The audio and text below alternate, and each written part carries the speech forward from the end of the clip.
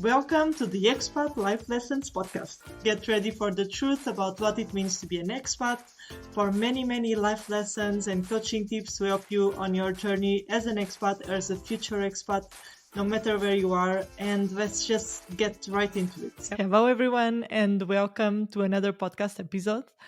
And today we are very close to Christmas, and we have recorded a podcast episode all about our stories as expats, me and Alina, in during Christmas, and we have both quite different experiences. But today is not really about my story as an expat and my experience going home for Christmas.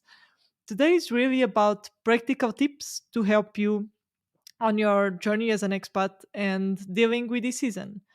So today I really want to split it into two parts. The first part is if you are going home. The second part is if you're staying where you're currently living, because both are quite different scenarios. So let's start with the first one. So the first one, let's say you are in your new country and you are going home for Christmas. So one thing I hear a lot, and I feel myself the same, is that whenever I go home, I have a million things to do. Like, I am going to see, well, I am going to be with my parents, I'm going to see my friends, I'm going to have different appointments, I'm going to the doctor, I'm going to the dentist, I'm going to the hairdresser, and so many more things. And no matter what these things are for you, if for you you feel the same, what I would really suggest here is really to write down what are the things that you are going to have to do when you are in your home country. Who are the people you really want to see and that you don't want to miss in this Christmas?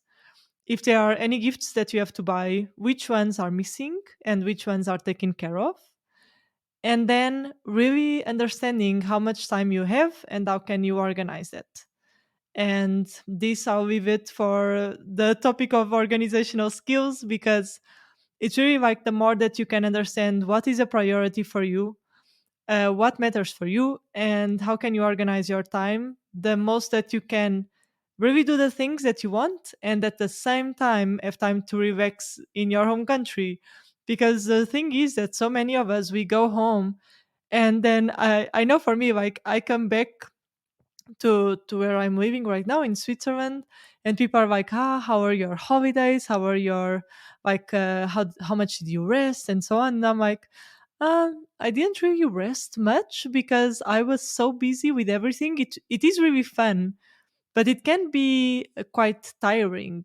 So I believe that we can have more relaxing moments if we learn how to prioritize and how to not really overbook ourselves in every single day, and know how long we need in every single day for our rest as well, because that really matters, so that we can have an amazing experience, especially because it's Christmas, if that is an important time for you. And now another thing, and for time management, if you want any more like help with this, let me know, because that is one of the biggest topics that I cover on one-on-one coaching with my clients. And now, going to the next one, it's really anticipating obstacles. So, one thing when we go home or when we do anything in our lives, one thing is really thinking, how do we want it to go? Like, how do we want to feel there? And really, what obstacles can we anticipate? What can happen? Like, what things can go wrong? What things could be in our way to see people, even if that is like our energy levels, if that is like having to meet people that maybe we don't really want to see. So many options. So this is one thing that I would really recommend, is really asking yourself, is there any challenges that I'm predicting to have? And if anything comes to your mind, how could you overcome them if they happen? Because we don't want to imagine in our future just the ideal outcome and the ideal scenario. We actually want to be also ready for challenges, for the worst even, so that we know how to manage it if it happens, because life is unpredictable. That's the truth. Like, I really believe in asking what we want for a future, in taking the steps to get there. but also in being prepared for when things that don't go our way, because it happens so many times. It doesn't mean anything is going wrong, but it just means that we might have to really create a bit more of adaptable skills. And another thing that we are still on the first topic of going home. And another thing, and this for me is one of the most important ones, because even in my life, and I can see in many of my expat friends' lives, that is your identity.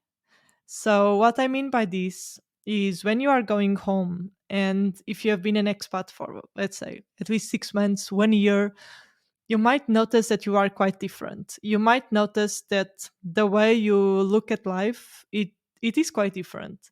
Your values might have changed, your perspective on life might have changed because of friends you have that show you new cultures, that show you new ways of looking at life. And then you go home and everyone might still look as you did before at life, and your values might not match anymore. Some of them, some I believe will still. But one thing that I would really recommend when it comes to your identity is really knowing what you stand for, is really knowing what matters to you right now.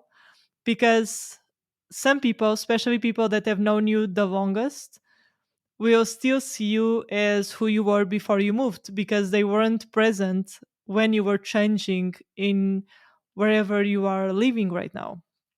So it's really like in a few steps, and this is something I cover a lot in coaching as well, taking the steps to really show them a little bit more of who you are, really knowing that you have your own back, and also setting boundaries for what you accept, for what you don't accept. And this is the biggest thing for me, which is if you are, let's say, being vulnerable, if you want to be vulnerable with someone, going deeper into some topics with someone, I really believe that we should choose who we talk about certain things to.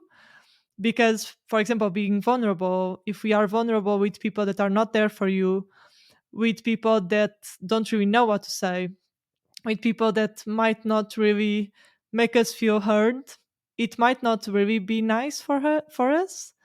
So this is a topic that I really believe in, that is, choose who you want to be vulnerable with. Choose who you want to show how you truly feel, basically. Because that will make you feel heard, that will make you feel seen, and that will make you feel understood. And now we can go to the second part of this podcast, which is if you stay in your own country. So I have to say, I have always been to Portugal for Christmas, but for example, for Easter, I didn't. And I remember it was a bit strange in the beginning when I did that.